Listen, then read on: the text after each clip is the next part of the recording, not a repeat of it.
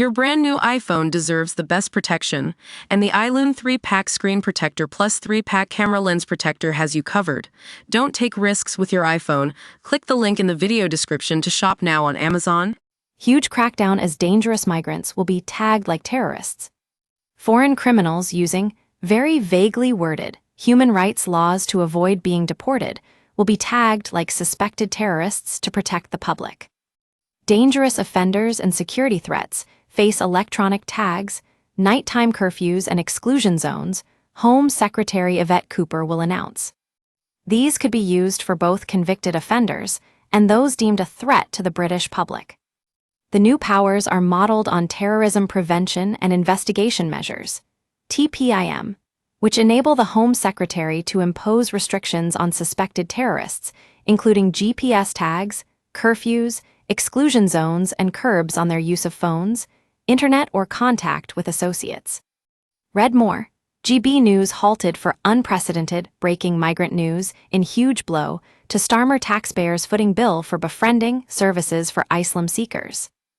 Ministers do not believe they contravene human rights laws. It comes after warnings that foreign criminals and failed asylum seekers are exploiting human rights laws that are very vaguely worded. Shadow Home Secretary Chris Philp warned said Parliament is being circumvented and trumped by the European Court of Human Rights. Mr. Philp warned that judges are not using enough common sense when assessing immigration cases. The Conservatives will on Monday table a series of amendments to Labour's border security, asylum and immigration bill, calling for tougher measures to end mass low-skilled, low-wage immigration into the UK. Migrants will not be able to bring their partners to the UK for at least 2 years, the Tories will propose, and foreign workers will have to earn at least £38,700. The party will also propose revoking someone's asylum claim if they return to their country of origin, even for a holiday. Mr. Philp told Trevor Phillips on Sky News, "We think that the way UK judges are applying the ECHR in our domestic UK courts has become out of control. They've stretched these definitions so far. Some of these ECHR articles are very vaguely worded, things like a right to a family life or freedom from degrading treatment. Now, what do those mean in practice? Well, they mean whatever a judge says they mean.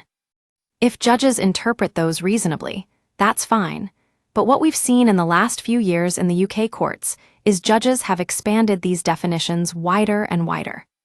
It follows a series of hugely controversial decisions, including one where an Albanian criminal avoided deportation after claiming his son didn't like foreign chicken nuggets, and a Pakistani pedophile jailed for child sex offenses who escaped removal from the UK as it would be unduly harsh on his children. Mr. Philp added, "The Human Rights Act allows judges in the UK to apply their interpretation of these very vague ECHR articles, and they've stretched these definitions so far that in some cases, it just defies common sense. We don't think UK judges should do that any longer for immigration cases. Instead, those judges should just apply the UK law passed by Parliament so we can restore some common sense." The Conservative Party announced it would table an amendment to the Border Security, Asylum and Immigration Bill which would ensure the Human Rights Act, which incorporates the ECHR, cannot be used to appeal deportation or other immigration decisions. It wants to ensure the act does not interfere with the government's ability to deport illegal migrants. If this amendment passes, the UK will still be in the ECHR. But last month, Mrs. Badenoch suggested the UK would, probably, have to leave if it stops the country from doing what is right. Mr. Philp added, "I think it's for Parliament, the democratically elected Parliament, to set laws and for the courts then to interpret them.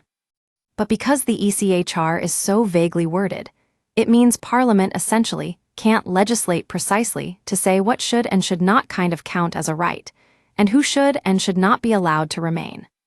Parliament has essentially been circumvented and trumped, as it were, by the way these ECHR rights are being interpreted. We use your sign-up to provide content in ways you've consented to and to improve our understanding of you. This may include adverts from us and third parties based on our understanding. You can unsubscribe at any time. Read our privacy policy. The Tories will, on Monday, argue migrants must earn at least £38,700 to live and work in the UK. Other suggested changes include anyone who has been granted a work visa will be unable to apply for any form of benefits from the government, including housing support. The Conservatives will also propose an annual cap on family visas, adding that no one country should be able to take up more than 7% of the total allocation. There were 86,049 family visas issued in 2024, 7% higher than in 2023. The Tories said it will ensure migrants are self-sufficient and do not rely on the state. Conservative Shadow Home Secretary Chris Philps said, "We need to dramatically reduce immigration. The numbers coming into the UK on family visas have been far too high, and these measures will fix that." It will also attempt to put the conservative policy of people only being granted indefinite leave to remain if they have been in Britain for at least 10 years into law. This would double the current 5-year threshold. Mr. Philp added, "For too long, we have seen mass low-skilled, low-wage immigration into the UK. We now know that actually costs the taxpayer money, puts pressure on services, and undermines social cohesion. The Conservatives are under new leadership. Mass immigration must end, and instead I want to see far, far smaller numbers of genuinely high-skilled migrants." A Home Office source said, "The Tories' nonsense amendment means completely bypassing British courts and handling all decision-making on asylum cases to Europe. They left the asylum system in utter chaos. And now, instead of putting forward viable plans to clear up the mess they made, they're proposing outsourcing control of our asylum system to EU courts."